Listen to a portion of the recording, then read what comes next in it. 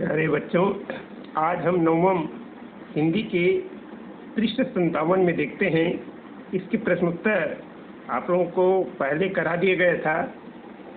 आज हम भाषा के बारे में देखेंगे। नीचे देखिए, भाषा के बारे में ये इसका अध्ययन करेंगे।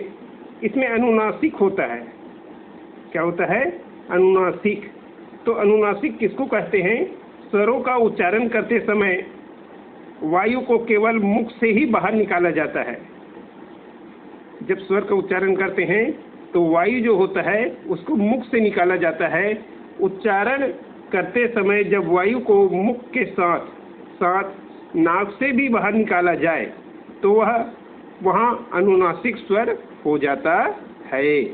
जैसे अनुनासिकता का हिंदी में चिन्ह चंद्र बिंदु है। दिख रहा होगा आप लोगों को। ये चंद्र बिंदु है।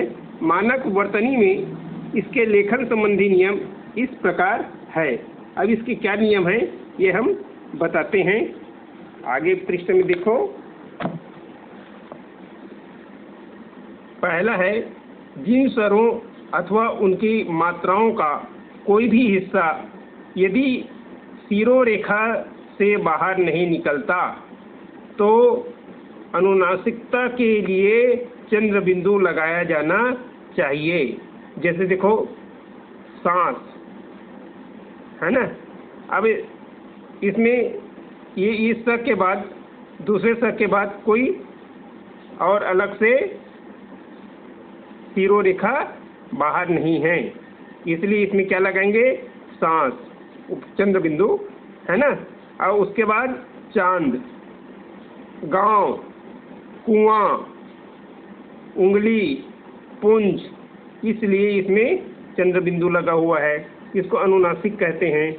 ख नंबर फिर दिया है, जिन स्वरों अथवा उनकी मात्राओं का यदि कोई भी हिस्सा शिरोरेखा के ऊपर निकला रहता है तो वहाँ अनुनासिकता को भी बिंदु से ही लिखना चाहिए।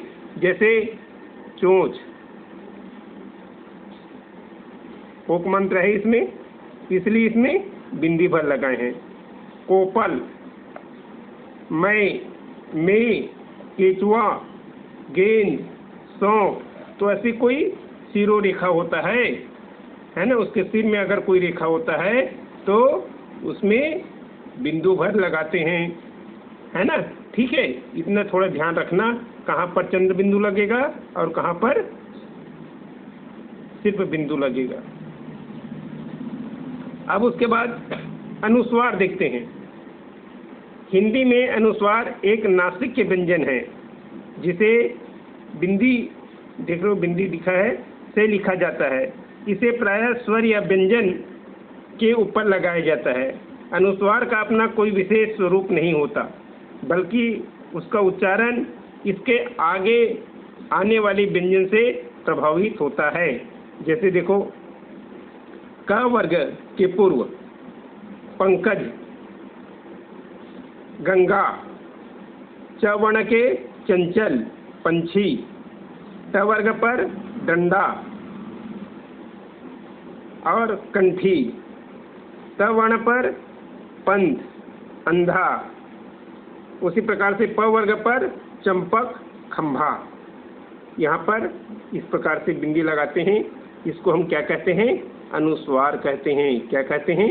अनुस्वार कहते हैं, है ना। ठीक है। और चंद्र बिंदु लगता है उसको क्या कहते हैं? अनुनासिक। इसके अतिरिक्त सभी वर्णों के पहले आने पर अनुस्वार का उच्चारण पंचम वर्ण में से न या म किसी एक वर्ण की भांति हो सकता है।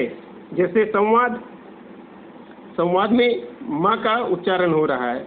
इसी तरह संसार जब लिखते हैं तो न की तरह उच्चारण होता है। तो अनुस्वार के विपरीत आप पाएंगे कि अनुनासिक का स्वरूप स्थिर रहता है।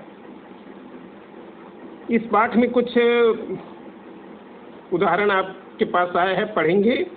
इस पाठ में अनुनासिक ध्वनियों को व्यक्त करने के लिए दो तरह के संकेतों, एक चंद्र बिंदु और एक बिंदु का उपयोग हुआ है, और अनुस्वार को व्यक्त करने के लिए बिंदु का उपयोग कई जगह हुआ है।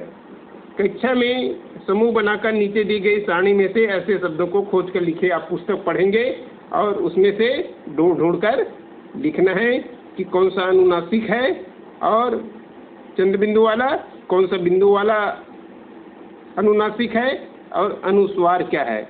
अनुस्वार में ये ध्यान रखना, ये बिंदी जो लगा हुआ है, इस बिंदु का कभी कभी उच्चारण माँ में होता है, कभी ना में होता है। पंकज है ना, पंकज है ना, तो इसी प्रकार से इसका उच्चारण माँ में कभी होता है, कभी ना में होता है।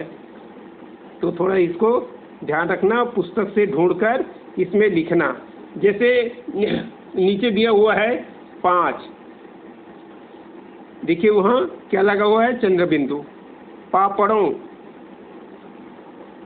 अनुनासिक है इसमें, और पंकज अनुस्वार है, पंकज पंख है ना। तो उसी प्रकार से आप और लिख सकते हो, है ना। जैसे इसमें लिख सकते हो समझूं, माँ, हूँ, जाऊंगी, है ना।